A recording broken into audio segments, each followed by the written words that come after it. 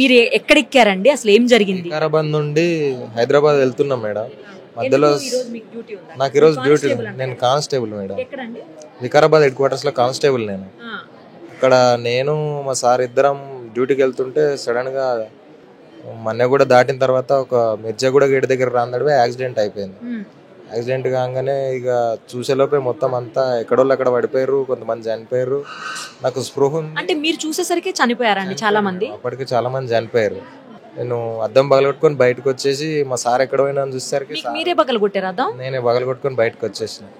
సారుని చూస్తే సారు ఇక్కడ వరకు కూరుకుపోయాడు. అందరు మా వెంకటయ్య సారు హెడ్ కానిస్టేబుల్. ఆ సారు దీడి వరకు ఇరుక్కుపోతే ఇక సార్ను మొత్తం ఆ కంకర బయటకు నెట్టేసి సార్ను బయటకు తీసుకొని వచ్చి హాస్పిటల్ తీసుకొని వచ్చేసాను. అంటే బస్సు తర్వాత టిప్పర్ రెండు కూడా ఓవర్ స్పీడ్ ఉన్నాయి అంటున్నారు, నిజమేనా మేడం? రెండు ఓవర్ స్పీడే ఉన్నాయి మేడం. బస్సు టిప్పర్ రెండు చాలా స్పీడ్ ఉంది. ఏమన్నా బస్సు రైట్ సైడ్ వెళ్తుంది, అటు సైడ్ నుంచి వచ్చే టిప్పర్ ఒక బైకర్ ని తప్పించబోయింది, అక్కడ గుంత కూడా ఉంది, దాని వల్లనే అయింది అని అంటున్నారు, నిజమేనా అదంతా? చూడలేదు మేడం, అక్కడ బస్ లో ఉన్న మాకేం కనబడలేదు అసలు. ఆ టిప్పర్ పడంగానే మొత్తం అంతా పొగ మొత్తం నిండిపోయింది. ఆ కంకర్ తోటి ఏం కనబడలేదు. మొత్తం పొగ నిండిపోయి ఏం కనిపించలేదు ఇక అట్లా. మీరు బస్ లో లెఫ్ట్ సైడ్ ఉన్నారా?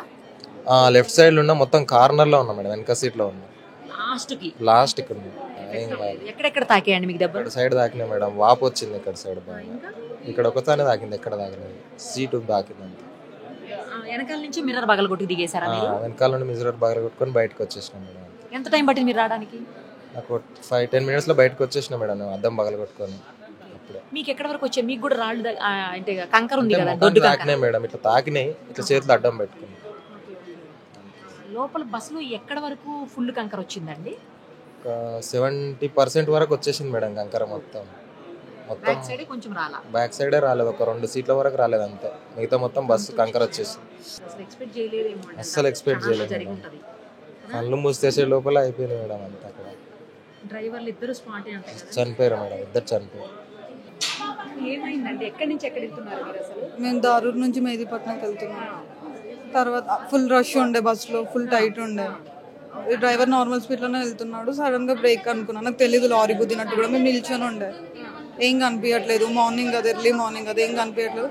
బ్రేక్ అనుకున్నాం, తర్వాత మొత్తం మేము పడిపోయినాం, ఒకరిపైన ఒకరు. మొత్తం కంకర మా పైన పడిపోయింది, మొత్తం కంకర పడింది, అంతా బ్లాంక్ ఉండే, మొత్తం క్లోజ్ ఉండే. 1.5 hour నేను కళ్ళు తిరిగి పడిపోయినా, కంకర్లోనే ఉన్నా. అసలు మొత్తం డస్ట్ వల్ల బ్రీతింగ్ ఆడట్లేదు, వెళ్ళడం అవుతుంది. తర్వాత మా డాడీతో మాట్లాడాలని నాది నేను ఇలా లేస్తూ ఇంకా ట్రై చేస్తుంటే అప్పటికే కంకర్ రిమూవ్ చేస్తుండే. ఇంకా మొత్తం కొట్టుకుంటుంటే ఇంకా 3 అంకుల్ వాళ్ళు వచ్చి లేపడానికి ట్రై చేస్తుండే. బ్యాక్ ఇంకా కాలు ఫ్రాక్చర్ అయింది. నేను ఎంఫార్మసీ చేస్తున్నాను, ఎంఫార్మసీ సెకండ్ ఇయర్. నార్మల్ గానే ఉండే. అసలు గుద్దిందని కూడా నాకు తెలీదు, అది వస్తుందని కూడా తెలీదు. నేను అంబులెన్స్ లోకి వచ్చాక డాక్టర్ వాళ్ళు మాట్లాడుకుంటే అలా తెలుసు. నేను మొత్తం పడిపోయినా, నాకు తెలీదు. నేను లెఫ్ట్ లో 2-seater సైడ్ ఉండే. ఆ విండో నియర్ బై ఉంది కాబట్టి తీయడం కొంచెం ఈజీ అయింది.